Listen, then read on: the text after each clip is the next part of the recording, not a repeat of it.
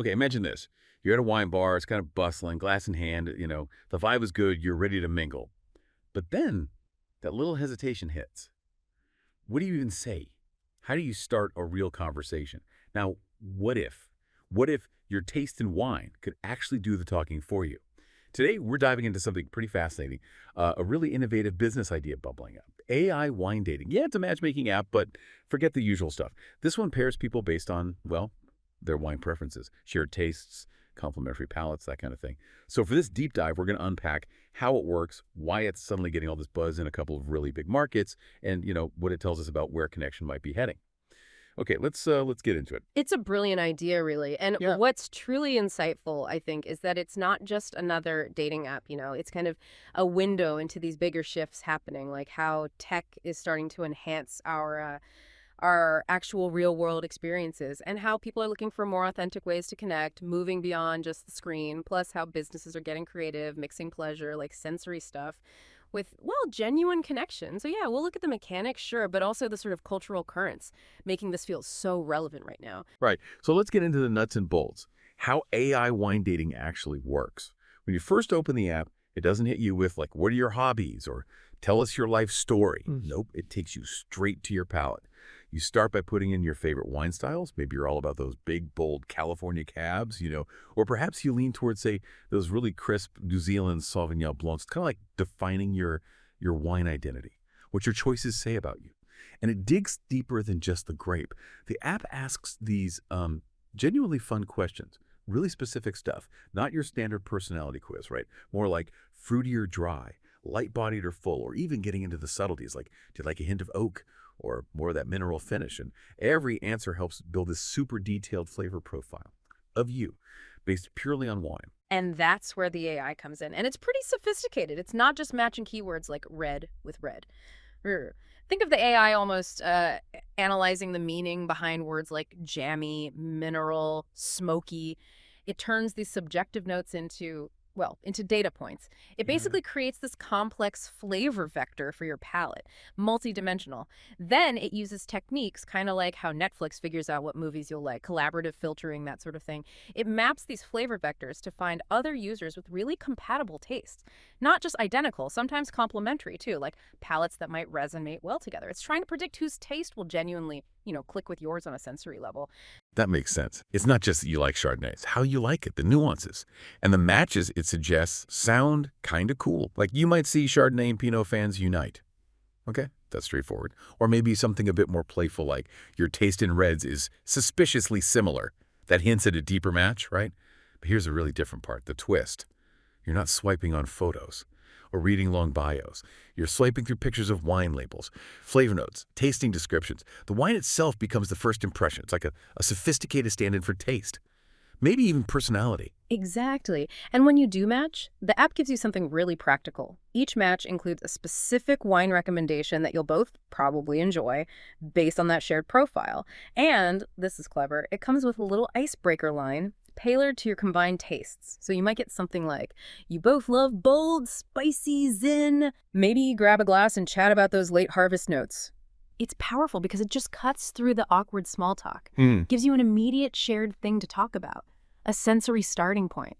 It's about connection from the get-go based on something you can actually taste and discuss. Yeah, engineering serendipity, like you said. Yeah. But okay, it's called AI wine dating, but you're saying it's broader than just romance. Yep. So not just finding a partner, but maybe friends or other connections. Absolutely. Think of it more like a social platform. Yeah, romance is one possibility, but it could introduce you to friends who share your love for, obscure Greek wines. Or maybe you connect with a mentor whose taste in aged Bordeaux mirrors their wisdom in other areas. Who knows? Or just fellow enthusiasts to geek out with about vintages or regions. It's using that shared passion as the connector for all sorts of relationships. Okay, and this is where it gets really interesting for me, the real world part.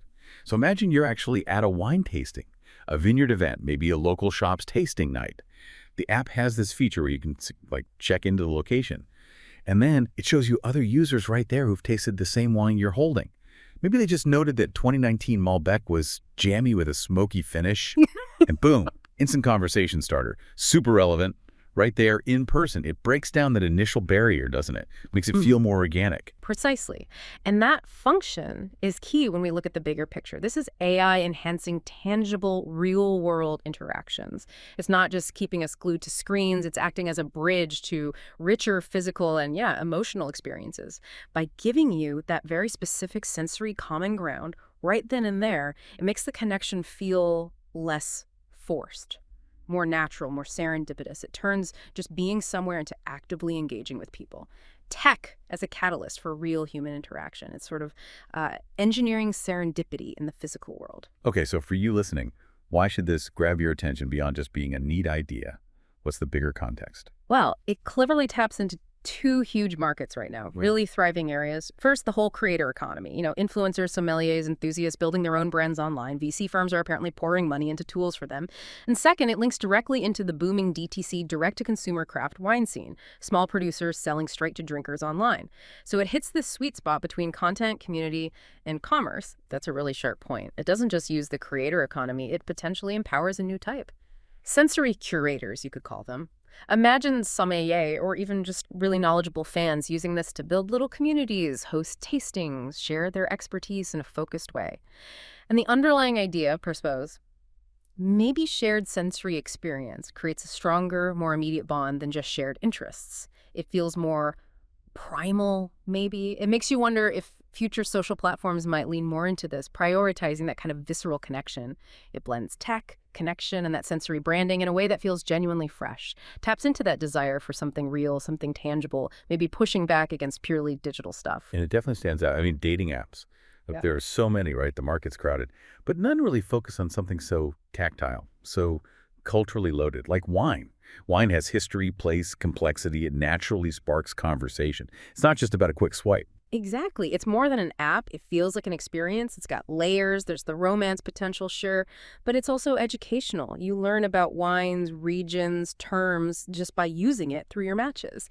And it's pure flavor discovery, all rolled into one package. The learnability is key. You find new wines, maybe understand your own taste better while connecting with people. That feels way more substantial than just, flicking through profiles. It's an adventure for your palate and your social life.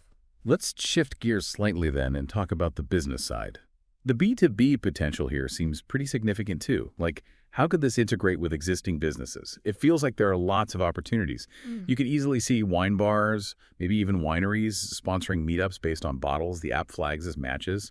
Imagine a bold red lovers night or a crisp white explorers evening drawing in a really specific crowd. Or what about sommeliers?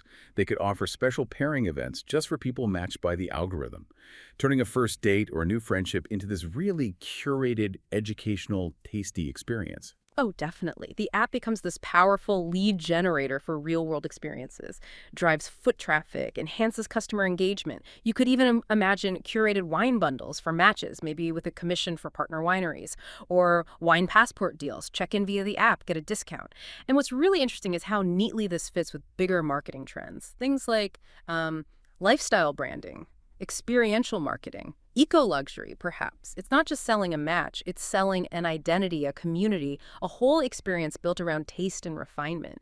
It taps into that consumer desire for authenticity, for connections that feel grounded in shared values here. It's appreciation for quality wine, a discerning palate. It feels aspirational but accessible. It reminds me a bit, actually, of the rise of those premium pet care brands. You remember platforms like Little Love Dog? Yeah, I think so, where it was more than just pet stuff.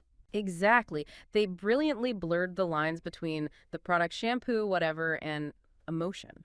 You weren't just buying shampoo, you were expressing your love for your pet, buying into a certain lifestyle, a kind of self-expression through care. That analogy works because it shows how brands can become symbols of connection and identity beyond just function. AI wine dating does something similar for human connection. It's crafting a lifestyle, building community around the shared, refined sensory passion. It's like a badge signaling your appreciation for these things. I really like that framing. Sensory-rich connections. Because, here, you're not just matching with profiles. You're creating these genuinely meaningful, multi-sensory connections with a glass in hand, which definitely helps. It kind of elevates the whole meeting process, makes it less awkward, more of a shared discovery. Like you said, a conversation that flows. Well, this has been a really fascinating journey today, diving into AI wine dating. It's such a neat mix of cutting-edge AI and that very old, very human desire for connection. all seen through the lens of wine. Like our source material said, it's kind of part romance novel, part tech startup, and part sensory adventure. Really unique way to think about connection now. It really is. And ultimately, I think it pushes us to think about matchmaking beyond just the digital profile, to consider the tangible things, the smells, the tastes, the sort of human complexities that actually forge bonds. Makes you wonder if we sometimes limit our search for connection too much, to predefined boxes. Maybe our most authentic selves, the parts expressed through our unique tastes, sensory preferences, maybe that's the real key, to finding those unexpected, really resonant connections. So something to think about. What are your unique tastes? Maybe not just wine, but music, food, art, and what kind of surprising connections could they spark?